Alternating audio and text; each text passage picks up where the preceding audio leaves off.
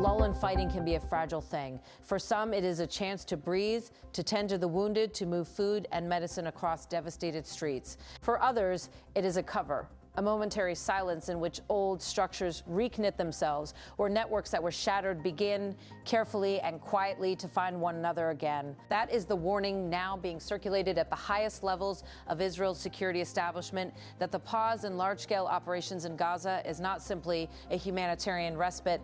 An intelligence assessment from the Israeli Defense Forces, distributed among political leaders in recent days, lays out a simple, alarming thesis. Hamas is using the lull to recover. It is rebuilding its military wing, recruiting new operatives, tightening control over goods entering the Gaza Strip, and reinforcing civilian and governmental authority in areas under its influence. The report stresses that there has been no single dramatic breakthrough, no sudden new technology or a spectacular arms haul, but describes a steady, methodical restoration of capacities that were believed to have been degraded during the fiercest months of the war. The intelligence paper, officials say, paints a picture of a group that is not defeated but reorganizing. Recruitment, once a slow trickle after heavy losses, is described as accelerating. Command and control, damaged by months of strikes and raids, is being patched together through local networks and careful personnel replacements. Humanitarian flows, a primary source of goods and supplies, are reportedly being monitored and, in some cases, controlled, an element of leverage that can be used to cement influence among civilian populations. Security sources in Jerusalem and in the field point to a wider regional dynamic that they say has aided this recovery. Confrontations elsewhere, most notably in Lebanon and with actors aligned with Iran, have diverted attention and resources. Diplomatic focus, too, has shifted among international capitals, allowing space for quieter maneuvers on the ground in Gaza. The assessment argues that these developments have bought Hamas time to repair, to recruit and to entrench authority, time that could, the report warns, erode what had been achieved during the conflict. That assessment has already sparked a sharp political reaction. Former Prime Minister Naftali Bennett did not hold back. He said, "Our heroic fighters did not fight in Gaza to hand it over to Hamas on a silver platter. We went to war to defeat Hamas, which slaughtered our sons and daughters. But this weak government is letting it recover and train for the next massacre. Under this government, Hamas is recovering before Nero. A nation of winners deserves a leadership that knows how to win. The fix will come soon." Bennett's words are the tone of a wider chorus of critics who say the political leadership failed to heed earlier warnings and is now allowing momentum to slip away. For Rear Chief of Staff Gadi Eisenkot, a figure who has been increasingly vocal in the public debate, echoed those concerns, accusing the political echelon of ignoring clear military warnings and trading substance for slogans. Opposition figures have described the situation as a failure of leadership, a ceasefire intended to stabilize the theater, instead becoming an opening for a renewed threat. Those voices bring into sharper relief a question that has long haunted modern conflicts. Does a pause stop momentum, or can it become the cover that preserves it?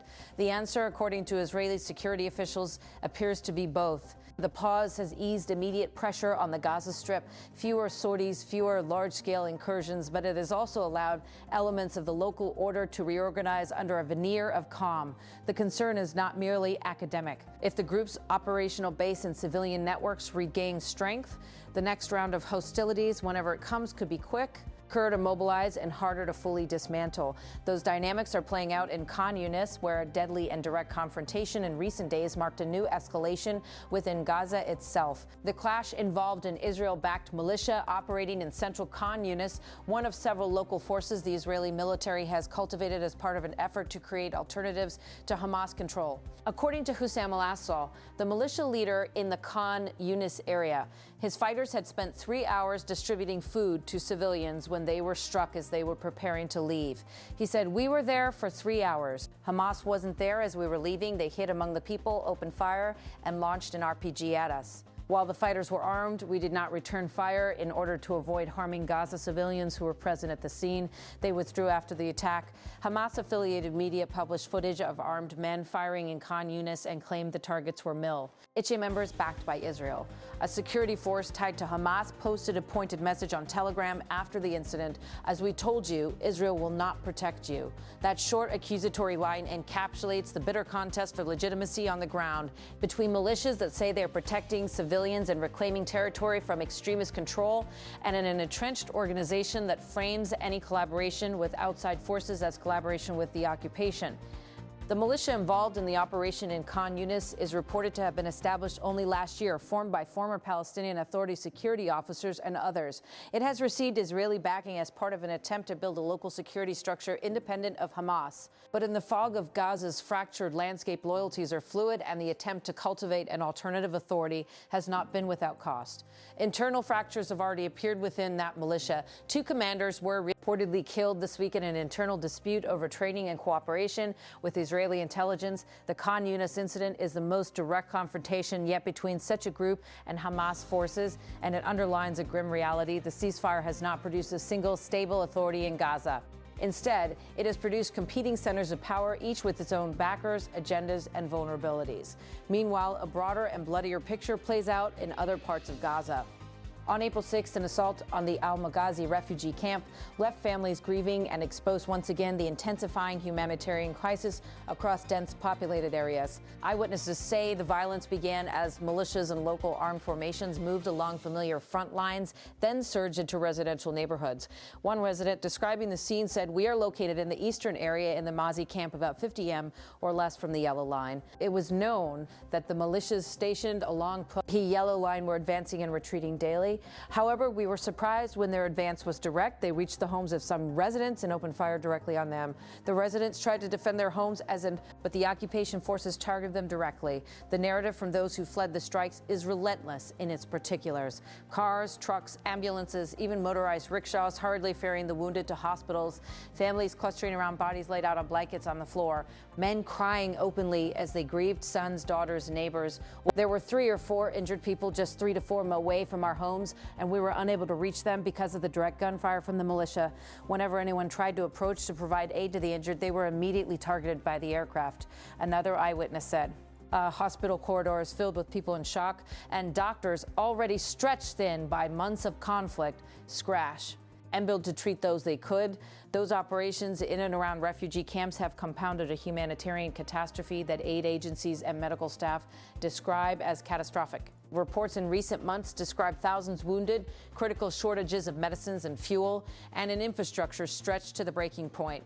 Local health facilities often serve as the last lifeline for civilians, even as they themselves are repeatedly overwhelmed by waves of casualties and by attacks that make movement and evacuation perilous. Beyond the strikes and street battles, the contours of governance in Gaza are shifting. Hamas, the intelligence report notes, is taking steps to demonstrate civil and governmental authority, from controlling the flow of aid to asserting administrative functions in neighborhoods and towns. Simultaneously, negotiations are said to be underway over a potential handover of governance to an internationally backed administrative committee. Those negotiations are being watched closely because a shift in the formal structures of governance would have profound implications for everyday life in Gaza and for the strategic balance in the region. An Israeli military deadline looming in early May adds urgency to those talks, and the streets of Khan Yunis and other towns already bear witness to a tug of war over who will fill the vacuum if central control continues to fray. The human toll of this prolonged conflict is stark in the numbers and more devastating when seen up close. Since the ceasefire took hold in October, reports say that fighting and attacks have continued almost daily in many areas, contributing to a mounting death toll and injuries among civilians. Figures cited in local tallies include hundreds killed and thousands wounded in the recent months alone, and an overall death toll since October 2023 that has been counted in the tens of thousands. Those numbers, which appear in both official tallies and survivor accounts, are more and statistics. They are the sum of homes destroyed, lives cut short, and a generation raised amid rubble and fear. At the heart of the debate is a strategic dilemma. Is the pause a step toward a sustainable de-escalation, or is it an interval that will enable regrouping and preparation for future attacks? Critics argue that pausing gives the adversary the time it needs to reconstitute its forces. Supporters of a pause counter that humanitarian relief and a reduction in immediate civilian suffering aren't necessary, and that pressure can be maintained through intelligence operations, blockades, and diplomatic isolation, even when large-scale hostilities are suspended. As with many questions of war and peace, the truth may be nuanced. Momentum rarely stops at a neat line. It shifts, it adapts, it uses openings and hides in the interstices of international focus. The intelligence assessment's sober conclusion that Hamas is steadily advancing its recovery while avoiding a dramatic breakthrough. is itself a kind of forecast, a judgment that risk is slowly increasing rather than abating. For a leadership that campaigned on total victory, for veterans who once imagined a definitive end to a violent era, that steady uptick in capacity feels to many like defeat by attrition. For civilians on the ground, the politics of headlines are less visible than the daily calculus of survival. When militias are operating in neighborhoods, when airstrikes punctuate attempts to approach the wounded, when food convoys are controlled and contested, the ceasefire becomes less a promise of peace than a different kind of insecurity. Residents weighed their decisions in real time, whether to accept assistance from a local militia, whether to accept new administrative committees, whether to risk moving a wounded relative to a hospital. Each choice carried the weight of immediate survival and the uncertainty of future consequences.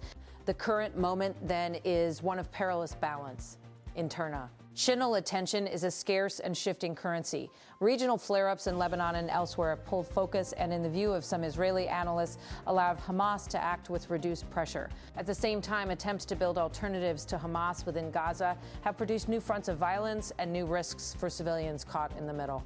Those who study insurgencies and counterinsurgency operations will recognize the patterns. A ceasefire can be a battlefield if it becomes the place where forces rebuild their capacity, reinforce local authority, and cultivate legitimacy. The longer a pause lasts without sustained pressure on those regenerative processes, the more chance there is that a future round of conflict will be fought by an opponent that has learned, adapted, and replenished. The question now is whether those who hold the levers of power can translate that assessment into policy choices that limit the ability of armed groups to reconstitute themselves through a combination of targeted operations, sustained humanitarian openings that reduce leverage over civilians, and political arrangements that reduce the incentive for armed governance, or whether instead the pause will calcify into an interval that preserves the very forces the war sought to uproot. On the ground in Gaza, the answer will be written in small, brutal ways, in the rhythms of checkpoints and convoys, in who controls the flow of bread and medicine, in which militias march openly through a neighborhood and which ones remain hidden in the alleyways. For families in Khan Yunis and Al-Maghazi, for the doctors in overflowing hospitals, for the fighters and the political leaders across the spectrum, the pause is already a lived reality. It is, in a sense, a test of strategy, of leadership, and of whether the international community can shape a ceasefire that reduces suffering without sowing the seeds of the next cycle. Until then, the warning from Israel's military intelligence hangs in the air like a suspended breath. A reminder that wars are not always resolved on the battlefield in moments of decisive victory, and that a break in violence can, paradoxically, be a stage in the longer contest for control. The question for politicians, for commanders, and above all for ordinary people whose lives depend on the answer is whether the world will treat this pause as an opportunity to forge durable relief and resolve, or whether it will allow it to become the cover beneath which the next conflict quietly takes shape.